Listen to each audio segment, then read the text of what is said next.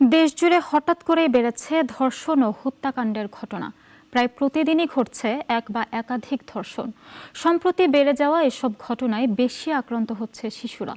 পরিস্থিতি নিয়ন্ত্রণে প্রশাসনের ভূমিকায় অসন্তুষ্ট মানুষ। প্রতিনিধিদের পাঠানো তথ্য ও ছবিতে আরও জানাচ্ছেন সিরাজুমনি শুভ। মাগুরায় শিশু আসিয়ার মর্মান্তিক ঘটনার রেশ কাটতে না কাটতেই সামনে আসছে দেশের বিভিন্ন জায়গায় ঘটা ধর্ষণের সব খবর। সাম্প্রতিক হিসাবে দেশে হঠাৎ করেই বেড়েছে শিশু ধর্ষণ ও হত্যার ঘটনা। পরিস্থিতি সামলাতে হিমশিম খাচ্ছে প্রশাসন। তাই মাগুরায় অভিযুক্তের বাড়িতে আগুন দিয়ে পুড়িয়ে দিয়েছে স্থানীয়রা। চাঞ্চল্যকর এ ঘটনার পর থেকেই আসিয়ার বাড়িতে চলছে শোক মাতম। অভিযুক্তদের দৃষ্টান্তমূলক শাস্তির দাবি জানিয়েছে বিভিন্ন মহল, কিন্তু এর মধ্যেও থেমে নেই অপরাধ। সাভারের আশুলিয়ায় পৃথক স্থানে 10 বছর বয়সী এক কন্যা শিশু ও 14 বছর বয়সী কিশোরীকে ধর্ষণের অভিযোগ উঠেছে দুই সৎ বাবার বিরুদ্ধে।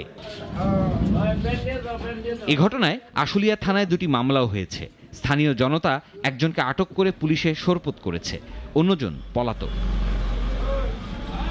চাঁপাইনবাবগঞ্জের শিবগঞ্জে 8 বছরের বাক প্রতিবন্ধী এক শিশুকে গণধর্ষণের অভিযোগ উঠেছে।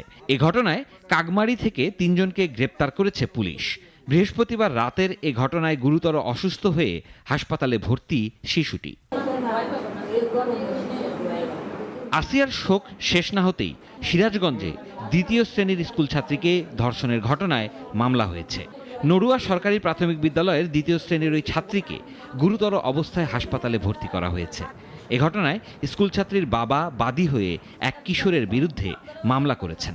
মিয়ার ওলিগা বেলার যে ভাঙলো সন্ধ্যাবেলা ওলিগা মিয়া ওই ব্যথানে একলাই আসলো।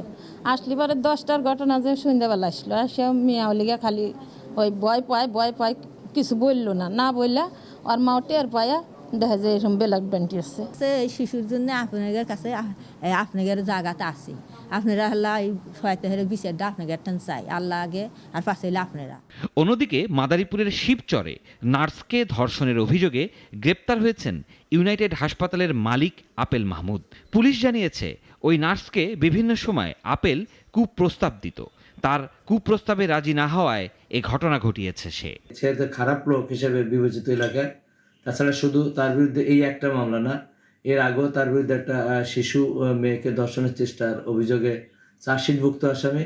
তাছাড়া সে বাস থেকে যে গাড়ি থেকে যে চাঁদাবাজি করে সে চাঁদাবাজিরও সে সিএসভুক্ত আসামি।